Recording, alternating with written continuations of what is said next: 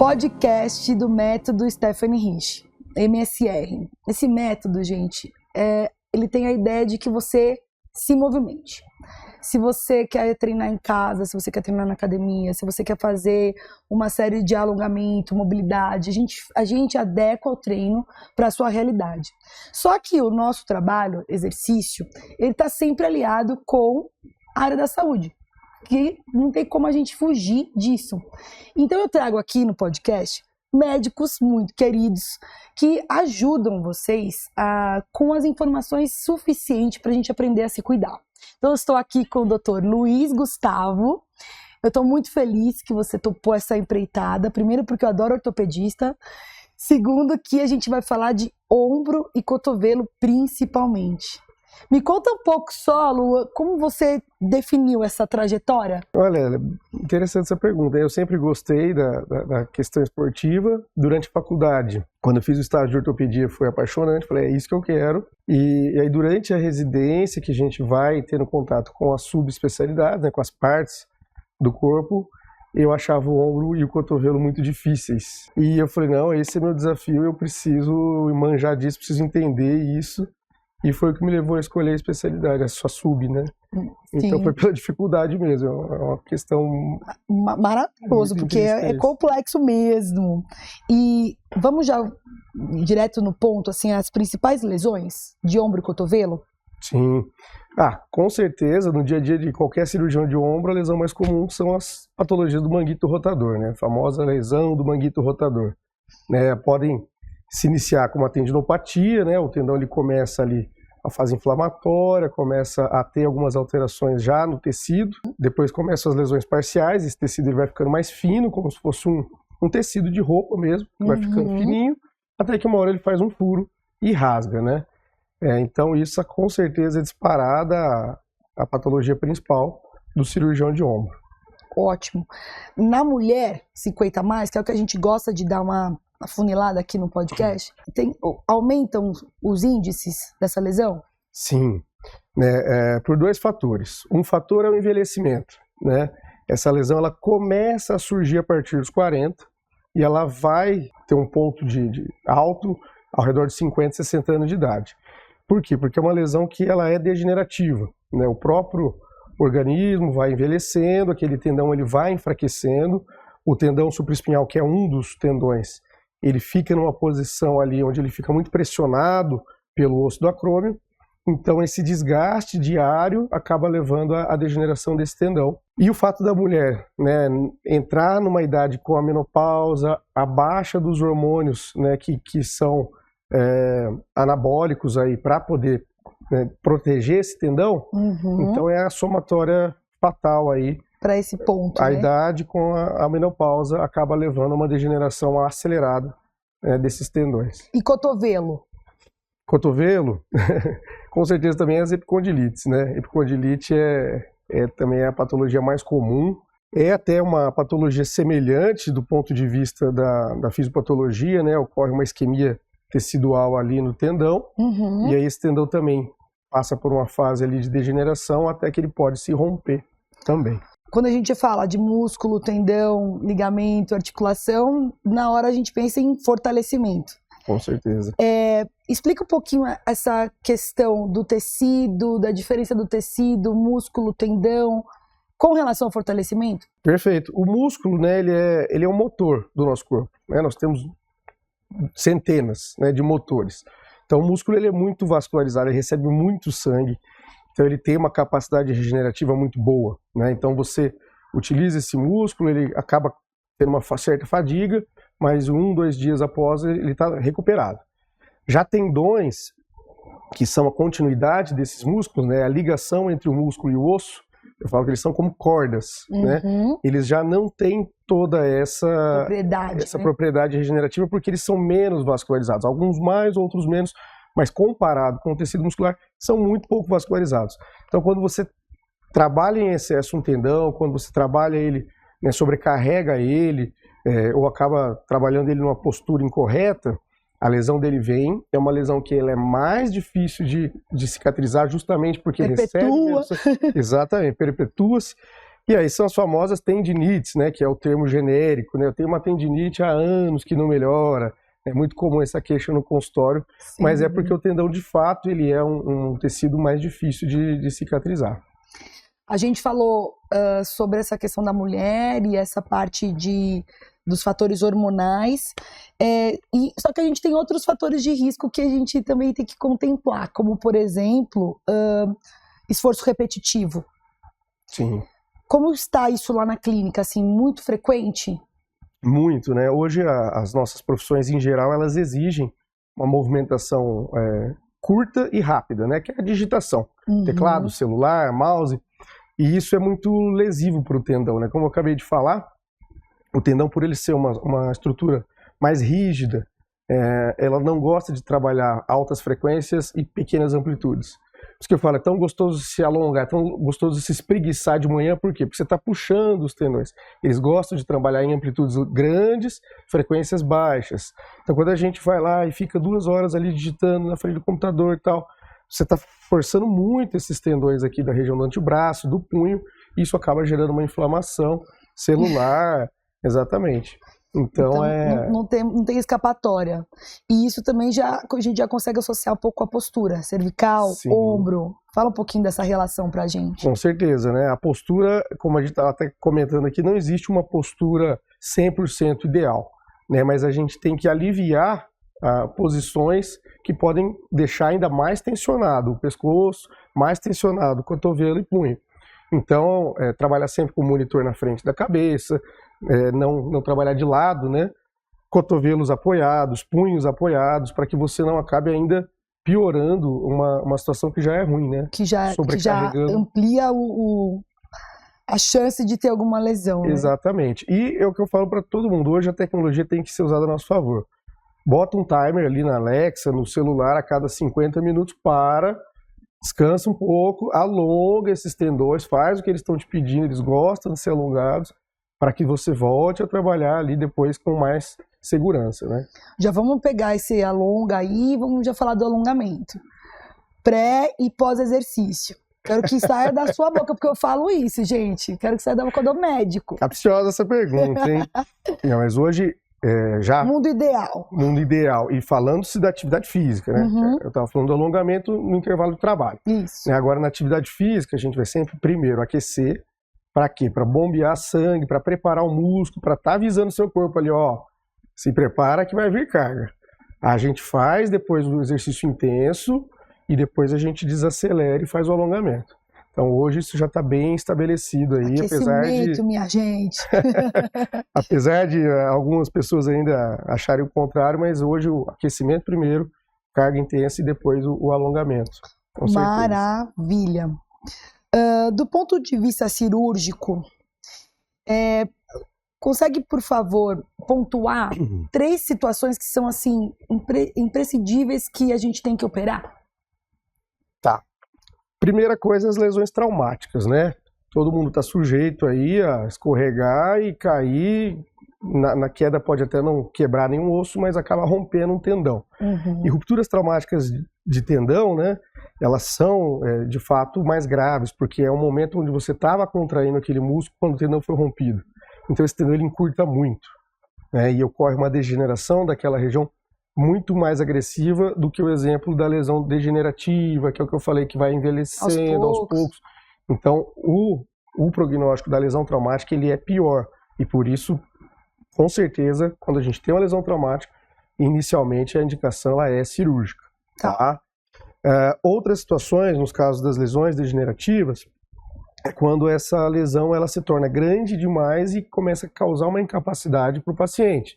Por exemplo, tira a função. Já não consegue mais pentear o próprio cabelo, já não consegue mais lavar o cabelo, né? A mulher não consegue prender o cabelo. Associamos mais às mulheres, mas assim, colocar uma roupa no varal, colocar uma mala na parte alta do guarda-roupa. Até uma blusa, né? Um top de ginástica, que é mais difícil de colocar. Exatamente. Então, quando a gente chega nesse ponto aí, não é determinante, falar, vai ser cirúrgico, claro que cada caso tem que ser estudado, mas já começa a acender uma luz amarela ali, talvez a cirurgia seja aí uma saída, né?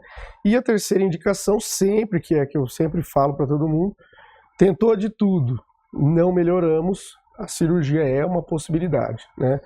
Então nós temos muitas lesões que elas são de tratamento cirúrgico, mas nem sempre elas precisam da cirurgia. Primeiro a gente tenta de tudo. Vai fazer fortalecimento, vai fazer a cinesioterapia, fisioterapia. Melhorou? Legal. Né? A gente consegue continuar vivendo a vida numa boa. Agora não melhorou, aí a gente vai começar a pensar em cirurgia também. E repouso tá fora de moda, né? Repouso, só no primeiro pós-operatório ali, aqueles primeiros 15 dias, que é para não correr nenhum risco ali de abrir uma sutura, alguma coisa. Depois já começa a fisioterapia. Já começa a cinesioterapia o quanto antes. E né? Se eu opero o ombro, a perna tá tudo bem, né? Olha, mas você sabe que isso é uma coisa muito interessante, né? Eu costumo brincar com os pacientes. Só não se coloca em situação de risco, né? Sim. Por quê? O que é situação de risco? Às vezes a pessoa operou o ombro e ela quer correr na esteira a 10 km por hora. Por favor. Meu, né? É perigoso. Bom senso. Você perde um pouco do equilíbrio por estar com o braço ali imobilizado, você pode escorregar, cair e acabar batendo esse braço, né? Sem dúvida. Mas você pode fazer uma caminhada na esteira ou na rua mesmo. Você pode trabalhar ali um exercício isométrico, né? Estando tudo sob controle. Né? Sim. Né? Só não se coloca em situações de risco. Tem um vídeo famoso até que o paciente ele foi jogar boliche com o ombro na tipoia. E ele jogou uma bola, tudo bem, na segunda ele escorregou na pista e caiu em cima do ombro machucado. Então, assim, é proibido jogar boliche? Não, é proibido cair. Né? Então, Genial. Não se coloque em situação de risco. As pessoas estão hoje indo no consultório loucas para operar ou com medo de operar? Não, a grande maioria é cirurgia, corre da cirurgia, né? Cirurgia é o último caso e eu também entendo dessa maneira, né? Sempre que possível a gente vai tentar de tudo para não submeter a um procedimento, né? Ombro, a articulação do ombro sempre foi uma coisa muito que me atentou sempre. Por quê? Porque eu percebo que a cervical está sempre no jogo, né? Então é muito complicado quando a pessoa deixa postergar muito aquela lesão e um atrapalha o outro. Explica um pouquinho essa simbiose dos dois. Cara, isso é muito comum. É muito comum pegar pacientes no consultório que foram até assim, encaminhados por outros colegas médicos e falar assim, ó, vai lá que você tá com problema no ombro, porque a dor é no ombro, né? E aí quando eu faço o exame, na própria entrevista ali, eu vejo qual que é a característica daquela dor, eu falo, meu, seu problema não tá no ombro, seu problema tá na sua cervical. Né? Porque o que acontece? As raízes nervosas que vão atuar na região de todo o membro superior, ombro, cotovelo, pulmão, elas vão sair aqui do plexo, né, na região de T5 a T1 ali. Então, é uma dor que vem irradiada. E como são estruturas muito vizinhas, né, é comum que a dor referida seja na região do ombro. Mas a hora que você faz o exame físico ali, batata. Você fala, nossa, seu ombro tá ótimo, vamos ver a coluna, como é que tá. E aí você acha alguma compressão de coluna e assim como fortalecendo o ombro, você consegue fortalecer a sua cervical. Com certeza, com certeza. Né? Melhorar a postura da cervical, fortalecer a musculatura paravertebral, isso aí é importantíssimo. Você sabe que tem uma briguinha assim na educação física, a gente é proibido falar que a gente vai treinar ombro, a gente tem que falar que vai treinar deltoide, porque fica todo mundo falando que como se o ombro tivesse uma resposta sozinha sem a musculatura. Sim. E a gente cuida da musculatura. É até divertido, não tem um congresso você não vai que os professores ficam brincando com essa jogatina. Então assim, é um plexo de musculatura que precisa de muita atenção, porque muita angulação, é muito diferente a postura de cada pessoa, né? Sim, e você tem uma ligação entre coluna e ombro que é totalmente muscular, né? Que é o trapézio superior, que faz essa ligação, a musculatura... Sim, a própria cintura escapular. Toda né? cintura escapular, exatamente. Então, às vezes, você tem contraturas nessa cintura escapular que vão causar dores irradiadas tanto cervicais como para ombro, né? Então é realmente uma dobradinha muito comum. Uma dobradinha. É, muito comum. Quais os sinais que indicam que a gente precisa do ortopedista específico de ombro e cotovelo? Assim, quando que essa dor tem que mandar a gente para lá? Eu acho que, novamente, quando ela se torna disfuncional, né? Quando a pessoa ela não está conseguindo fazer algo que ela gostaria. Outra coisa que é muito comum é atrapalhar no sono. né? As ombralgias, né, as dores dos ombros, elas costumam piorar na posição deitada. Então a pessoa começa a ter noites de sono muito ruins. Quem não dorme bem não melhora a dor, e isso aí vira um ciclo. E quando você associa aqui, né, eu falei, a dobradinha do paciente que tem um problema na cervical, esse paciente ele vai ser uma grande promessa para ter dor crônica. Aí ele vira uma paciente com dor crônica, que é mais difícil de tratar.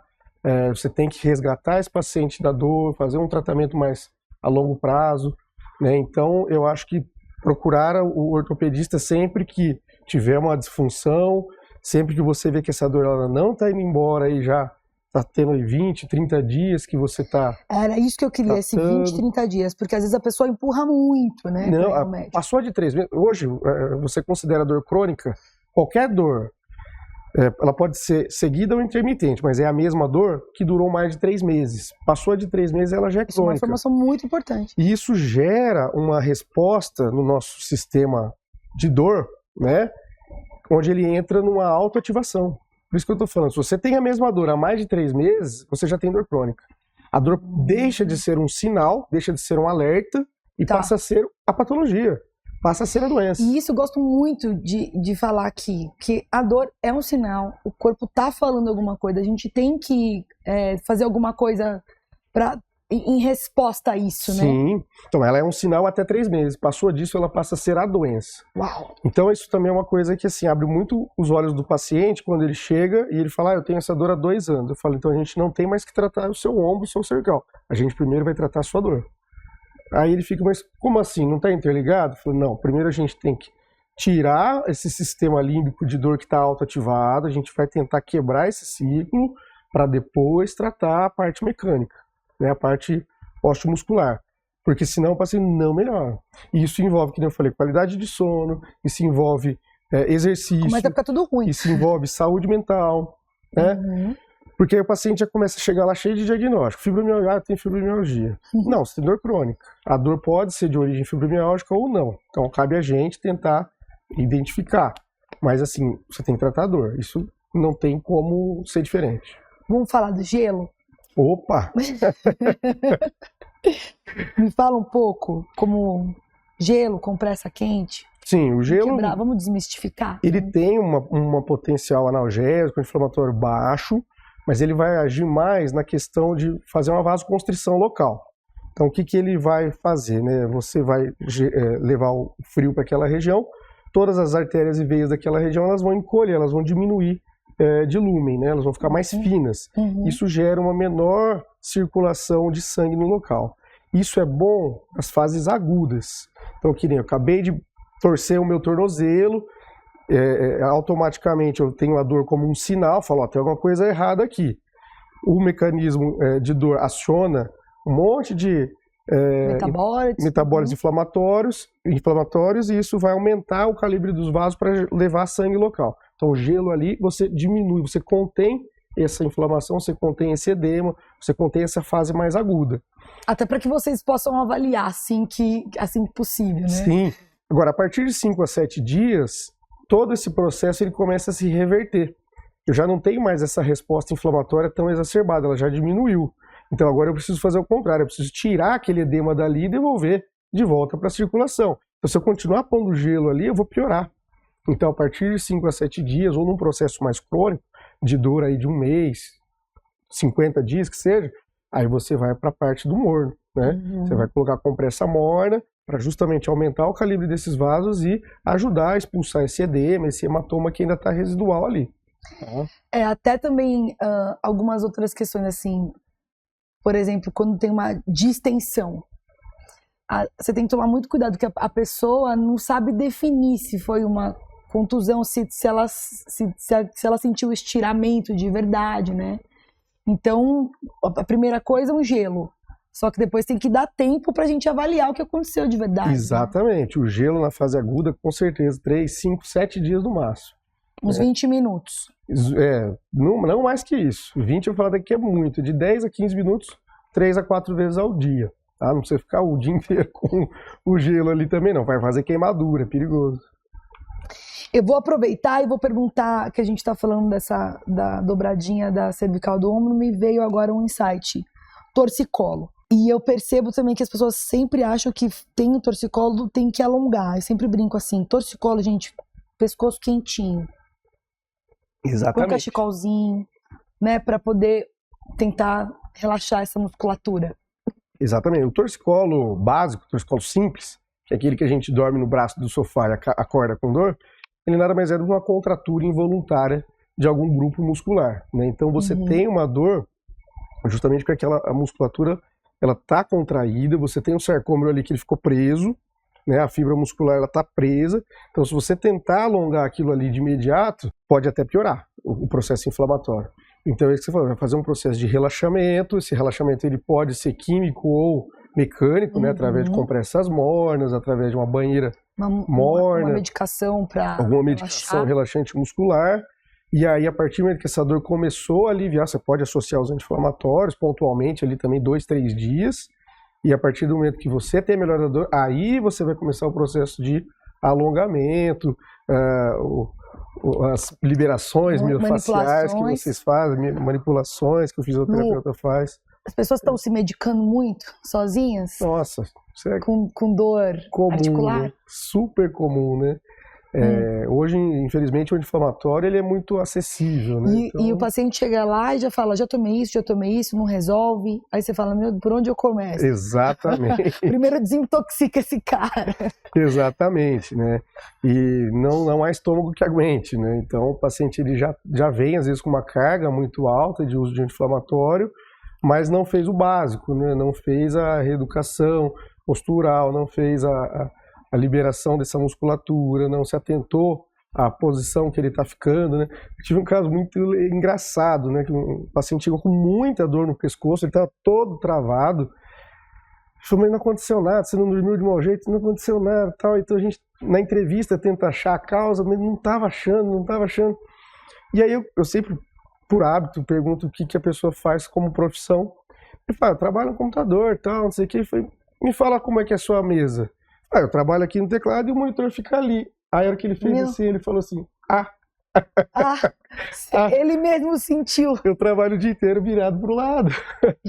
Nossa. A gente falou, tá vendo? Você me contando isso, me veio um na cabeça. Tinha um que tinha uma dor que a gente não conseguia descobrir, cara, do que era aquela dor no cervical.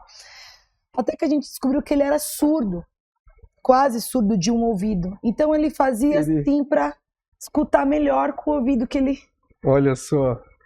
E aí acabou fazendo a contratura fazendo ali. Uma contratura que, sabe, nossa, era grave, assim. Não, foi bem assim, tava diante dos olhos dele, mas ele não entendia. Não percebia. E aí, na conversa, a primeira coisa que eu vou fazer na hora que chegar em casa é botar o monitor na minha frente. Pronto.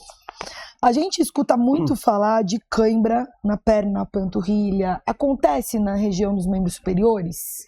Pode acontecer com qualquer músculo, né? A cãibra normalmente ela é um distúrbio hidroeletrolítico, né? Você tem um músculo desidratado ou com alguma falta de mineral, que não é tão comum, né? Só nos atletas realmente de alto rendimento. Quando é extenuante, né? Exatamente. Mas geralmente é uma má hidratação muscular e agora associada a um mau alongamento. Nas Olimpíadas e nas Paralimpíadas a gente viu bastante gente, né? Sim. É um paciente que sua muito, é maratonista, né? Ele suou, ele perdeu tudo que ele tinha ali de sódio, potássio, né?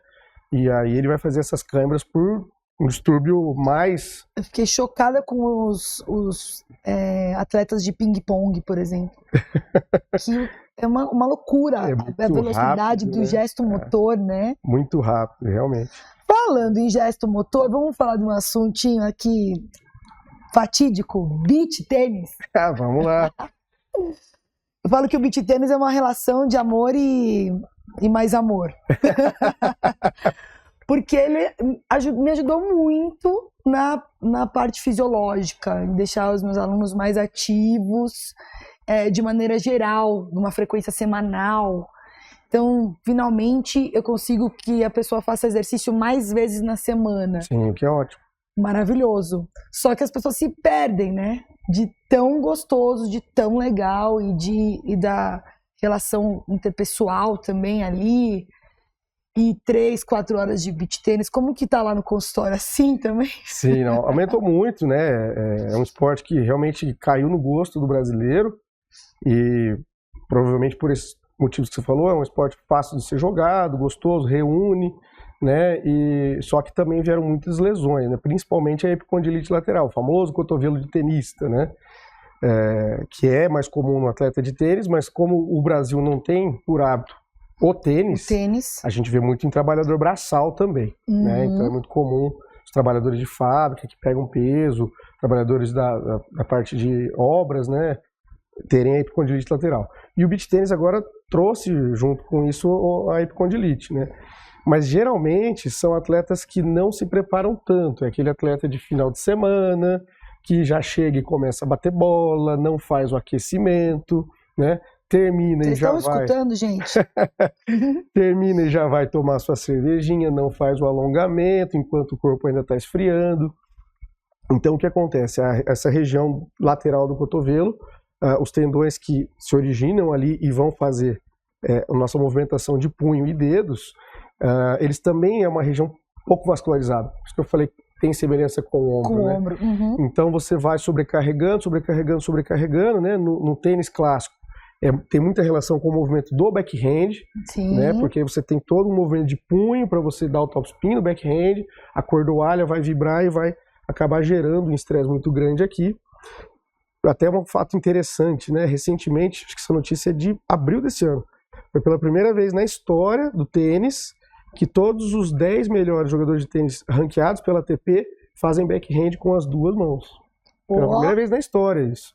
Por quê? Porque já a medicina do esporte atuando já está preparando esses jogadores para não fazerem mais o backhand para evitar para evoluir o gesto motor. Exatamente. Então aí o pessoal vai para o beach agora e acaba não tendo todo esse cuidado, óbvio, né? São atletas amadores, né? E acabam aí gerando uma lesão. A lição é uma, pessoal. Por favor, continuem jogando beach tênis, mas por favor, façam fortalecimento, se preparem, façam aquecimento, façam alongamento, porque o corpo precisa disso, né? Ele está pedindo isso pra gente, né? Com certeza, até para as atividades diárias, né? Eu tenho muitos pacientes que são sedentários e falam assim, mas eu não faço nada. O que você faz? Você cuida da casa? Cuido.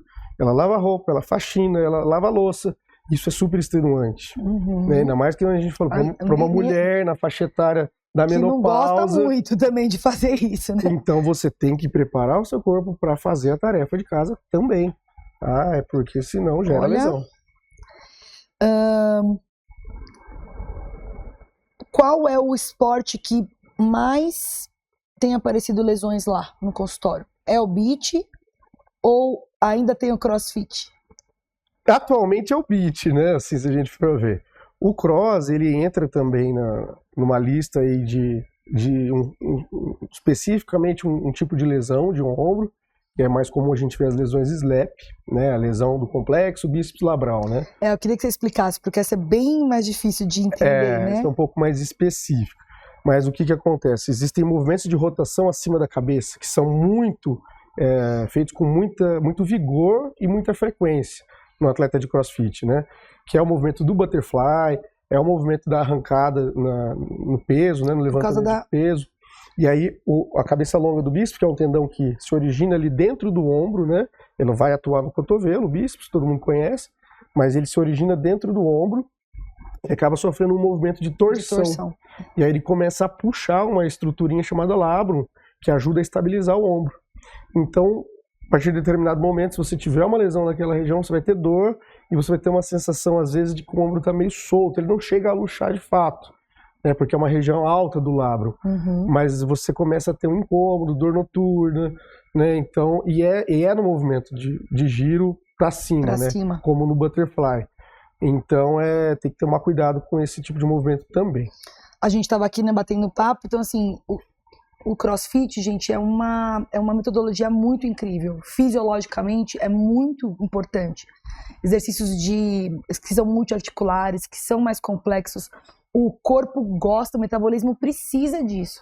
Só que a gente tem que tomar cuidado com essa questão do desafio o tempo todo, né? O excesso, né? Como o doutor acabou de falar, os músculos vão aguentar muita porrada. Só que os tendões e ligamentos precisam de um tempo maior de descanso. Com certeza. A partir desse estímulo, né?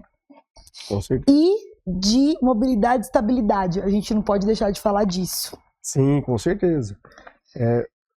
Como que você orienta, assim, quando o paciente vai para o consultório com um ombro congelado, alguma coisa desse tipo? Que tem que ter um ajuste entre mobilidade e estabilidade, né? Sim, tem que ter equilíbrio, né? Então, assim, você ter somente a parte de hipertrofia, né? Você acabar hipertrofiando alguns grupos musculares em detrimento de outros, você vai causar um desequilíbrio naquela região e esse desequilíbrio pode ser um fator desencadeante de lesão, né? Então, o ideal é você trabalhar os grupos musculares como um todo, né? De maneira equilibrada, de maneira igual, e fazer a parte de estabilidade para você fazer o movimento dentro do que a articulação permite. Do eixo. Uhum. Dentro do que o eixo mecânico permite, né? Senão também é um outro fator que pode gerar lesão. E mobilidade também é importante, né? Com certeza. Você considera que quanto mais velho, melhor o treino de mobilidade tem que ser? Olha, acho que sim. Acho que sim, porque além da questão do envelhecimento muscular, a gente tem um envelhecimento articular também, né? O paciente ele começa a ter um desgaste, uma degeneração daquela cartilagem, que vai acabar levando também a uma diminuição de mobilidade. Vamos desmistificar aquela parte que o paciente fala assim: não, o meu aqui já não tem mais cartilagem, tá osso com osso. Aí eu brinco assim, mas aí vira pó, osso com osso. Explica um pouquinho essa parte mais técnica mesmo da degeneração, do envelhecimento. Sim, é o que a gente chama de osteoartrose ou osteoartrite, né? A osteoartrose é uma nomenclatura que está até em desuso, porque não existe, teoricamente, essa degeneração sem nenhum componente inflamatório associado. Mas eu gosto de explicar mais ou menos assim. A osteoartrose é o processo natural de envelhecimento da articulação. Aquela cartilagem que recobre o osso, como se fosse uma camada de cera muito, muito, muito lisa, ela acaba degenerando. Sim. Então eu falo assim, já jogou sinuca, bilhar, pega uma bola de sinuca nova e joga. Ela roda que é uma belezinha. Começa a jogar a bola de sinuca no chão e depois traz ela para a mesa de novo. Ela já não roda tão bem assim. Nossa, maravilhoso! Ela dá uns pulinhos, porque fica uns buraquinhos nela. Uhum. Então a osteoartrose é o surgimento dessa degeneração que é natural a partir dos 60 anos, 70, e ela tem vários graus. Faz parte do show, né? Exatamente. Outra analogia que eu faço muito é você comprar um carro e ver o pneu ficando careca de acordo com o uso. Né? É natural, você andou ali 20, 30, 40 mil quilômetros, você fala, o pneu começou a mostrar que está desgastando. Uhum. Nossa articulação funciona assim também, isso é a osteoartrose. A partir de um determinado momento, isso vai começar a trazer muita dor, né? Por quê? Porque tem um desequilíbrio muscular envolvido, geralmente, né? E aí, a partir de determinado ponto, a sinóvia que tem ali envolvido, ela vai começar a produzir muito líquido inflamatório, vai desencadear toda essa parte inflamatória, e aí que a gente vai chamar mais de osteoartrite. Né? A todo momento existiu aquela sinóvia trabalhando, mas enquanto ela ainda não foi sintomática, é o que eu falo, é o que antigamente falava, osteoartrose, é a degeneração natural. Osteoartrite é quando a gente fala, olha, claro, né? Agora você tem dor, está desequilibrado, isso daí está muito inflamado, realmente passou do momento de um desgaste esperado, agora já está excessivo. Então é onde a gente começa também a cuidar. Na verdade, assim, a começar a fazer tratamentos um pouco mais intensificados. Sabe aquela paciente senhorinha ou aquela que viaja muito e traz umas pomadas diferenciadas assim? Ah, essa pomada resolve? Que fase que está isso no futuro da medicina? Sim, não, tem indicação. É claro que, assim, para determinadas lesões, talvez uma pomada seja insuficiente, né? Para outras situações onde eu tenho uma paciente que ela não pode fazer o uso de uma medicação via oral, ela tem algum tipo de intolerância, ou uma paciente em ocasiões está gestante, então é melhor a gente até partir para essa questão tópica, né? Seja a partir de pomadas, hoje a gente tem sprays, hoje a gente tem emplastros, né?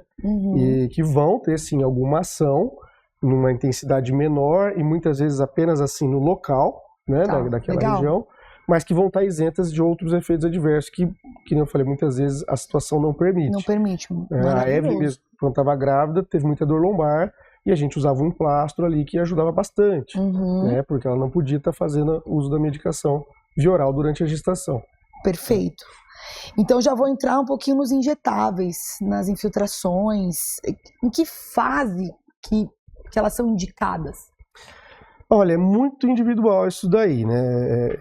Mas assim, a infiltração ela tem também uma grande resposta, uma boa resposta, porque basicamente você está levando o medicamento que você quer para a região que está necessitando. Alvo, né? Alvo, exatamente. Seja uma medicação anti-inflamatória, seja um ácido hialurônico ali que você quer melhorar a lubrificação daquela articulação, ou um ortomolecular ali, uma plasma rico em plaquetas para tentar regenerar o tecido. Então, assim, tem a sua indicação e é de um recurso muito valioso que o ortopedista tem. Eu gosto muito em algumas situações que ampliam um pouco o meu norte de movimento, porque a gente alivia aquela articulação e me permite trabalhar melhor o fortalecimento. Perfeitamente, né? Então, antigamente eu falava, pelo amor de Deus, não faz isso, mas depois eu comecei a estudar melhor e fui vendo que essa possibilidade é importante. Sim, né? Uma patologia muito comum é a capsulite adesiva, né? O ombro congelado. Você tem uma cápsula articular que ela está extremamente inflamada. E como ela está inflamada, ela perde a elasticidade. E aí o papel do terapeuta, do fisioterapeuta na reabilitação é ganhar movimento. Mas como você ganha movimento se qualquer movimentação ali gera uma dor excruciante? A capsulite é muito dolorosa. Então uma patologia que eu gosto muito, particularmente da infiltração. A gente joga o medicamento anti-inflamatório na cápsula, dentro da cápsula. Ele age ali, essa cápsula desinflama, e aí quem está reabilitando começa a trabalhar com o paciente sem dor. Então isso é fantástico. Isso é fantástico. Agora, a gente falou muito do que é legal, ideal. Vamos falar um pouco dessas loucuras que estão acontecendo na internet? O que você vê de mais bizarro mesmo, assim? Acho que hoje o uso dos hormônios anabolizantes, né, para fins estéticos... Grave, né? Grave. Já é batido isso daí, né? É muito complicado, porque quando a gente faz uso de um hormônio anabolizante, a gente está pegando emprestado, né? Porque a gente produz, o homem principalmente, né, em quantidades maiores, e quando você faz o uso exógeno disso, primeiro que o seu corpo deixa de responder, né, e segundo que esse uso exógeno, ele vai gerar consequências aí, muitas vezes irreversíveis. E as pessoas estão chegando lá lesionadas por causa do treinamento excessivo junto com o anabolizante. Né? Sim, porque o anabolizante ele vai dar um ganho de massa muscular muito rápido, muito grande, e o tendão, justamente como nós falamos, por não ser tão vascularizado, fica enforcado. Eu costumo falar, é como você colocar 2 doses de RAM puxando um cabinho de aço fininho. Esse cabo vai arrebentar, não tem como. Né? Então, ocorre muita lesão, e assim, estou falando de lesão tendínea, mas assim, lesão hepática, né, ginecomastia, aquele série de outros achados que vêm embutidos. Consequências, né? Exatamente. Como está o trabalho da dor crônica junto com as questões assim emocionais, o reumatismo? É um trabalho muito em conjunto? Muito, muito, muito. Porque assim, é meio óbvio falar isso, né? Mas ninguém é feliz tendo dor, né? Então existe aí estudos científicos já muito bem estabelecidos, mostrando que a população com dor crônica ela é mais depressiva. Não é uma relação de causa e efeito, não é que a dor crônica cause depressão, mas existe sim essa associação, né? E é fácil de entender. Então, eu falo que é a tríade da dor crônica. Você tem que trabalhar a questão medicamentosa, você tem que fazer um tratamento, você tem que fazer exercício e você tem que trabalhar a questão mental. E o que eu quero dizer nessa questão mental? Algumas situações de estresse, elas podem ser evitadas? Sim, então elas devem ser evitadas. E saiba que em situações não evitáveis, eu uso de exemplo aqui uma coisa muito impactante que veio da época do Covid, né? Perdi um ente querido pro Covid. Isso me gera uma tristeza super normal, Só que essa tristeza me gera dor. Reflete. Só do fato de eu entender que eu estou triste porque eu perdi um ente e que essa tristeza aumentou minha dor, me ajuda a superar a dor assim que essa tristeza vai embora. Maravilhoso. Né? Porque é um processo de luto que vai passar. E Sim. a dor vai passar junto. Tá? Desde que você mantenha os outros dois. Exercício físico, medicamento. Eu falo que é um tripé porque você tira um, desaba. Muito legal. Eu não tinha pensado nessa tríade aí. Sim, é muito comum isso daí. Uma patologia muito comum que a gente até nem falou é o ombro deslocar, né? As luxações recorrentes de ombro. Boa. Por ser a articulação mais móvel do corpo humano, é muito comum que esse ombro acabe deslocando aí. Todo mundo conhece alguém que o ombro sai. Sai do lugar. Né? Então é uma lesão ligamentar, juntamente com a parte de baixo ali do labro. E o maior fator que vai levar uma pessoa que teve uma luxação a ter outras é a idade. E quanto mais novo ocorrer a primeira luxação, maior a chance de luxações recorrentes acontecer. E aí já me vem a frouxidão ligamentar aqui em mente, que cotovelo, principalmente cotovelo, né? Sim, mas você sabe que os pacientes com frouxidão, eles têm umas subluxações. É difícil você luxar francamente no paciente com o tecido ligamentar frouxo. Ele desloca ali minimamente, ele inverte o cotovelo de posição, o ombro, né? Ele encosta o dedo no antebraço, é uma coisa meio maluca, assim, mulher borracha, homem borracha, de circo. Mas eles têm mais chance de lesão? Pior que não.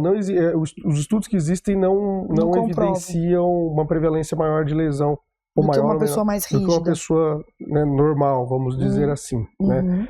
O que ocorre muito nas síndromes de Ehlers-Danlos, né, que é uma síndrome na síntese do colágeno, o paciente tem muita dor articular, mas aí é uma síndrome específica. Que, associada à hiperfrouxidão ligamentar, você tem uma deficiência do colágeno naturalmente produzido.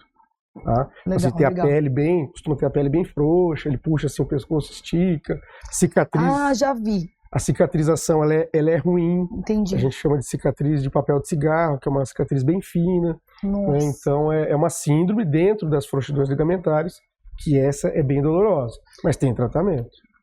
Lu, manguito, quantos rompidos tem que operar? Se tiver bem rompido, já tem que operar. Já pode ser cirúrgico, né? Que não foi bem rompido. E geralmente, quando rompe logo em seguida já fica suscetível a romper mais um? Não necessariamente. Né? O campeão de ruptura é o supraespinhal, que ele passa ali embaixo do ossinho do acrômio. Muita então, pressão. Ele raspa ali, exatamente. E aí tem uma bursa que tenta defender ele a todo custo, ela inflama, ela dói, ela sinaliza. Aí ela fica pra sempre doendo, a bursite. Vai com calma, mas né? Mas é a inflamação que é um sinal de que alguma coisa ali está errada.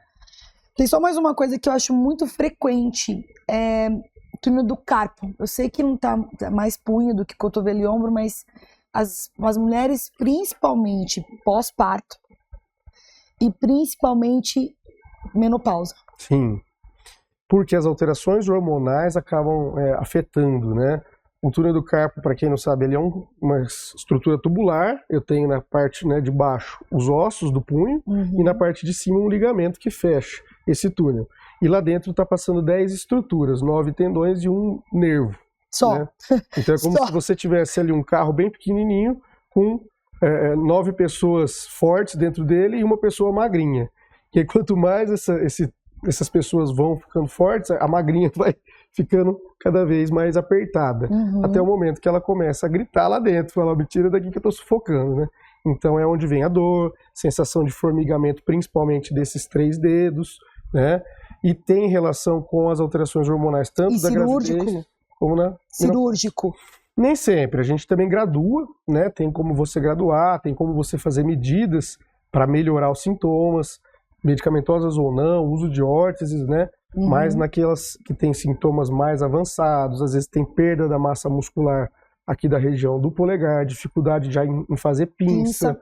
Então aí a gente acaba tendo que partir para o recurso da cirurgia. Não dá para esconder que eu adoro ficar falando disso aqui, né, gente? Adoro articulação, adoro músculo, adoro tendão e adoro o que o exercício pode fazer a favor dessa nossa máquina maravilhosa, né, mano? Sim, muita coisa boa. Primeiro que eu quero agradecer eu quero perguntar para você o que você diria para uma mulher hoje, com mais de 50 anos, o que ela precisa fazer e ficar em alerta para a saúde dos ombros e cotovelos? Faça exercício. Existe uma lei da Organização Mundial de Saúde que mulheres na menopausa, na região, na fase, né, da menopausa ali, ela tem que fazer exercício, obrigatoriamente. Né? É muito bom. Eu acho que é legal trazer um médico homem, porque eu acho importante a mulher ouvir o quanto ela precisa se cuidar, né? Sim. Tem um estudo muito interessante também, já não é tão recente, né, que eles tentaram isolar os hábitos saudáveis. Todo mundo sabe que você tem que comer bem, dormir bem e fazer exercício. Isso é fácil. Mas o estudo ele quis levar isso a sério e falou assim, se eu isolar um só para escolher, qual é o mais importante? Exercício. O exercício é o fator isolado que mais tem impacto na sua saúde. Saúde. É melhor do que comer bem, é melhor do que dormir bem. Claro, o ideal é fazer tudo. Um pouco de tudo. Um pouco de tudo. Mas se você puder escolher faça exercício. É o que vai ter mais impacto na sua vida, com certeza. Lindo. Não tenho mais palavras. Obrigada, de verdade. Imagina. Obrigada por essa atenção. Obrigada por cuidar das pessoas com esse carinho, com essa atenção. Olhar as pessoas como um todo. É muito importante isso, que a gente consiga passar isso, informação de verdade. Terminamos por aqui, um episódio super legal, que fala sobre esporte, movimento, saúde, que é o que a gente está aqui, transmitindo para vocês. Obrigada. Beijo. Valeu.